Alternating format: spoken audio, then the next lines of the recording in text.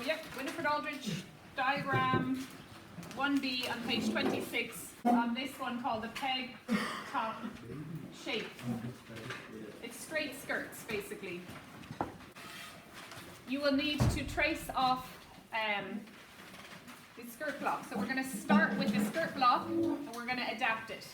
We won't be doing too many adaptations, it will be simple enough, so hopefully it's getting people warmed up, and it's the concept of tracing a block and then adapting it. So again, we're working with the skirt block here, but we will work with various different blocks, and it would be the same with a trouser, a sleeve, a jacket block, whatever it is you're working with. We're still looking at all the basic concepts of starting by tracing off blocks, and then the kind of adaptations we do. We look at maybe a little bit around what order is best. There is a kind of general order that's helpful to know.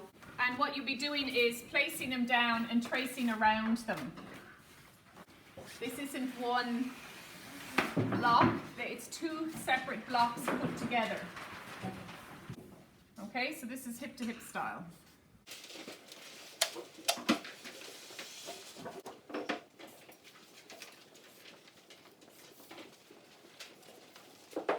Okay, so this is representing this part, this is representing this part. Then we flatten it out and it looks like that. Remember, we are working with half of the front and half of the back still. What I like to do typically is to draw the picture, the little working drawing on the top of my construction. From the diagram you can see one has a little bit added to the side and one has a little bit taken in. And so I guess it's to introduce that concept that you can add to the side a little bit and you can take in. I usually like to read through her writing so that you can hear what it is and I'll interpret what she means. So she says the adaptations in this chapter can be made using either of the skirt block drafts on pages 24 and 25. So she's just saying these blocks here are used for the next number of pages and adaptations. 1A, simple straight skirt, trace either the basic block and the production skirt block. So that's what I was saying earlier if you wanted a straight one. We're not doing that. So we're doing 1B, straight skirt, slight flare. She says mark point 1 at the hemline, point 2 at the hip line, 1 to 3 is 2 centimeters, 2 to 2.5. Join point 2 at the hemline to point 3.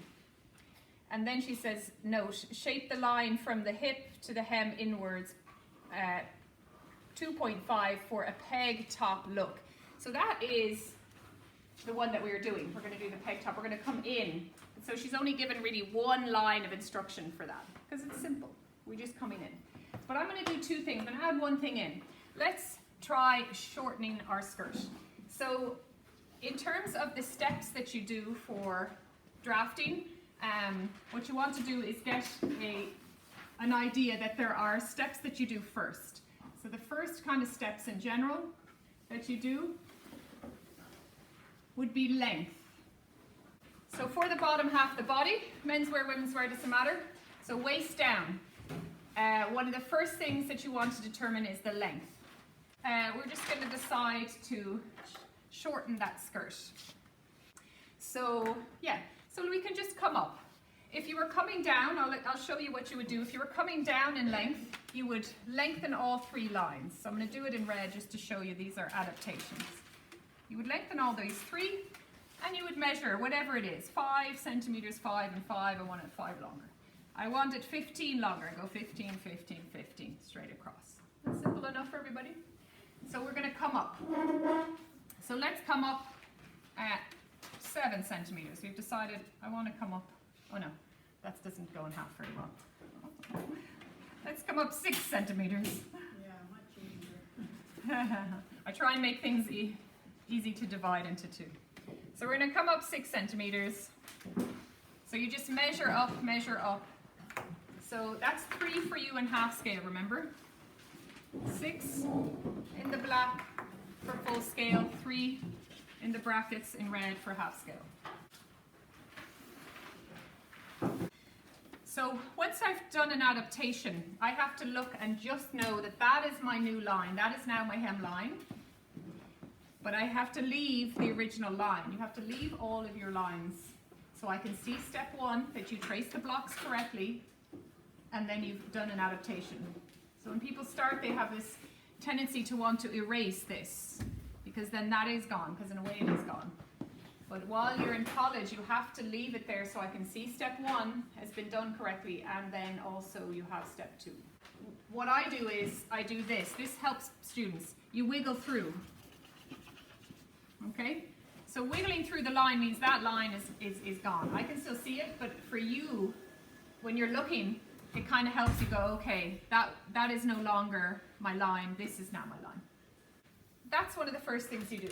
One of the next things you do is you look at the top of your garment. So in this case, we come up here and we look at the top. In this case, we're not doing anything to the top. If we were lowering it to be a lowered waist, that's what we would do now. We would take off along the top. So we're coming in, she's given us an amount here, and she said 2.5 centimeters. So first of all, we'll go back and do the first things where she says mark point 1 at the hem line and point 2 at the hip line. The reason she does this is so that she can then refer to these points. So 1, I will always circle it if it's a position. And 2, well, our position 2 is there. Okay, so measurements are written, positions are circled. So once we mark it 1 and 2, we can refer to it. We can refer to line 1 to 2. We can say measure from 2 and all of that. So shape the line from the hip to the hem inwards 2.5 centimeters. So from this point, position 2, you come in and you measure 2.5. Full scale. Full scale measurement, thank you. 2.5, 2.5. So half scale, 1.25, 1.2. And then we join the line. So I'm doing it in red to show you so you're joining it from our new point that we got up to position 1. Essentially, then you can wiggle out that line because that line no longer exists, neither does that or that.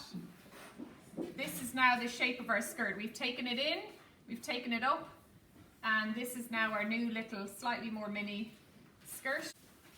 And that's actually all we're going to do to this. We're just going to do those 2 minor adaptations, and now we're going to trace off because we're still learning about tracing off. Before we trace off, if we can think, do we need any notches anywhere? And how do we find our notches from Winifred? We look at her diagram and see where they are, because she does not write them in writing, but she puts them on the diagram. You can see the hip line, so that will be our notch. And the centre back. And the centre back. She has put a second notch on the centre back. Funny enough, she hasn't put a second one here. Usually she does. So I'm going to put a second one there. So she's come down because there's around every 20-ish centimeters you'd kind of have a notch just to help your sewing. So she has come down and put a notch here. But I would put a corresponding one there. Yeah, so I'm going to go around 15. Do 16 if it's easier to go into half scale. So 16 centimeters down, that's a full scale measurement, so that's 8 for you in half scale. So I measured just from the hip line there, okay? The side seam, we need that same notch, so we came down 16, and so we need to do it on both sides, this one and that one. So there'd be a corresponding notch, like I was saying, like the jigsaw, like the piece that comes out and the piece that comes in of a jigsaw. What we need is both side seams to have a corresponding notch. So when we trace off, we put our piece of paper down on top and we trace just what we need, and we ignore all the things that we don't need.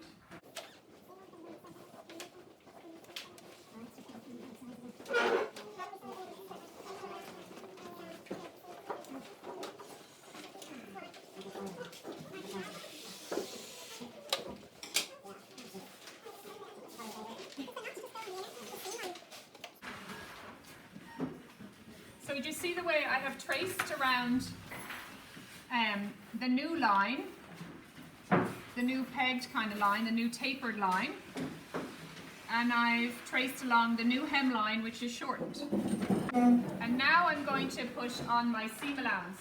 But there is a very interesting thing that will happen with the hem, which I'll need to show. So first of all, seam allowance. Where do I have the seam allowance? I have to look at my drawing and go, oh, there is a seam down the back, so I need seam allowance down my center back. There's going to be something sewn to the top of waistband or facing, so I need seam allowance there. And I need seam allowance all along the side as well. So I'm going to go ahead with all of that first. 0.5 for your half scale seam allowance. Yeah.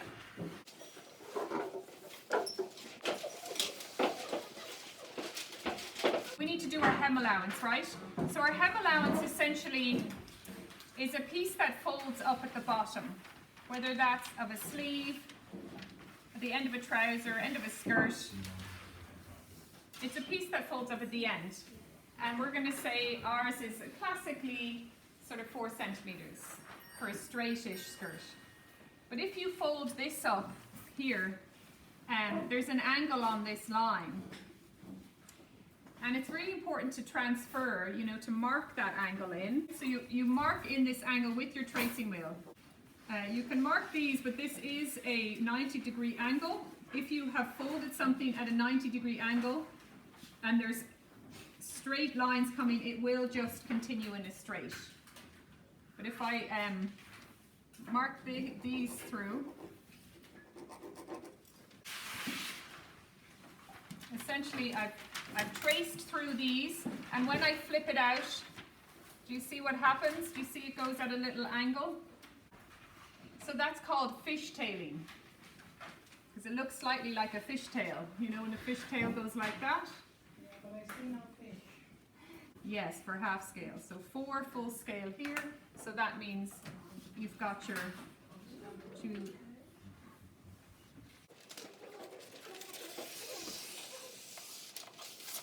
So here we have our construction.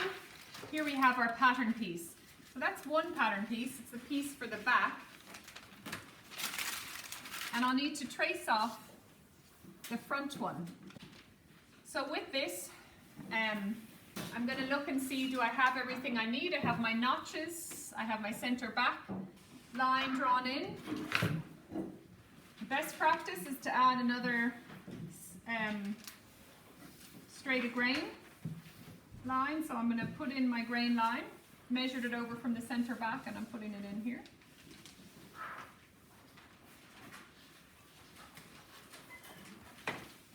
And then I'm going to put my labeling. So I'm going to find a nice place. Doesn't really matter, but just keep all your labeling together. Don't have your name up here and what skirt it's from here and something else sideways. Just keep it all in a space that's close together. Okay. This is we're going to call peg top skirt. And then I know that this is the back. And then how many of these are we cutting? To determine that, we have to look at our diagram. And we can see, oh, there's a seam down the back, and we've put seam allowance, so it means we have 2 sides of the back, so it means we're cutting 2. So I'm going to go ahead and trace off this front one.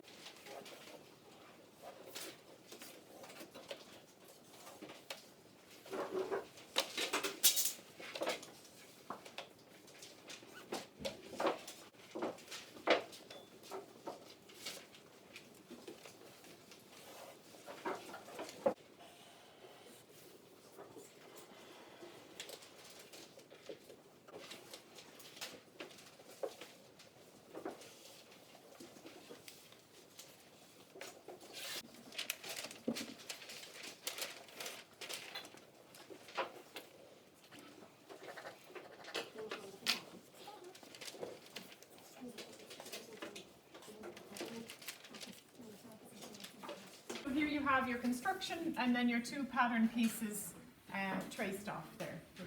They'll be your final pieces.